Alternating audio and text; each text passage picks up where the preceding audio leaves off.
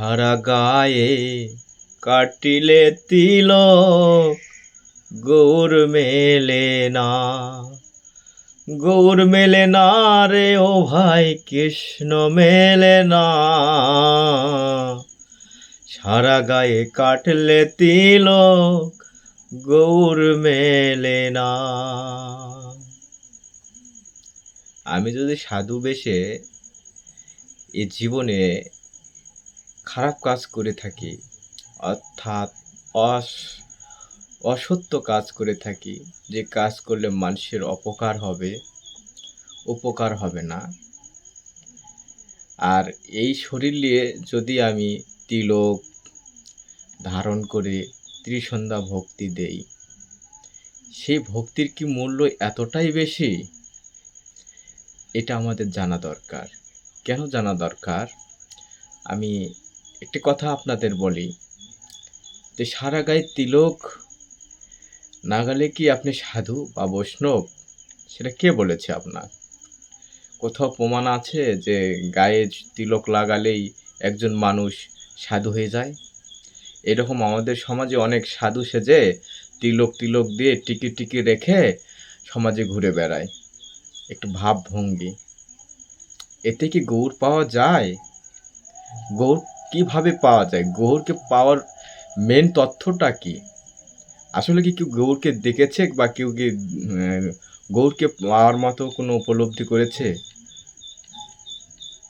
হয়তো বা আপনাদের অনেকে বৈষ্ণব, আপনারা হয়তো বা জানেন বা এই বিষয়ে আপনাদের অভিজ্ঞতা আছে, যে আপনারা অবশ্য হয়তো উপলব্ধি করেছেন যে হয়তো বা তিলক ধারণ করলে হয়তো বা গৌর মিলবে বা গৌর পাওয়া যাবে। আসলে কি তাই? আমার তো মনে হয় না। আগে যদি আমাদের মন শুদ্ধ না হয়, আমাদের চিন্তা চেতনা ভাবনা এগুলো যদি শুদ্ধ না হয়, আপনি তিলক দিয়ে কী করবেন? তিলক দিয়ে কী কাম হবে? আমার একটা জিজ্ঞাসা আছে, যে আজকে সমাজে, আজকে কলিযুগে কলিহত জীব যখন গৌর সুন্দর নিতাই নদিয়াতে বিহার করছিলেন, তখন জদাই মাদাই মদ্যপান করছিলেন, তারা আসরিক সম্পন্ন পূর্ণ ভাব নিয়ে পৃথিবীতে বিচরণ করছেন। তারা কি করেছিলেন? তারা মানুষ থেকে প্রত্যেকটা জীবকে হত্যা করতেন এবং এতটা অত্যাচারী ছিলেন, এবং তারা কি করত? মদ্যপান করত। এটাই হচ্ছে জানার বিষয়। তারপরও যখন হরি গৌর সুন্দর তাদেরকে কৃপা দান করলেন এবং হরির নাম দিলেন, তারা কি হলো?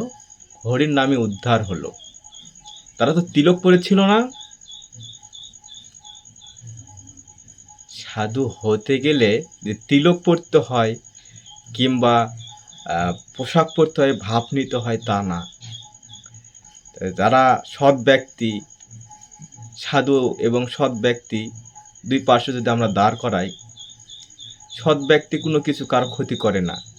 সাধু ব্যক্তি মনে অনেক লালসা নিয়ে অন্যের ক্ষতি করার চেষ্টা করে, মন থেকে এরকম ক্ষতি করার চেষ্টা করে। যদি একজন সাধু আপনার বাড়িতে গিয়ে হরির নাম বলে, হরে কৃষ্ণ বলে কোনো সাহায্য চাচ্ছে, এখন বলছে, মা আরেকটু দাও, একটুকু দিলে কেন,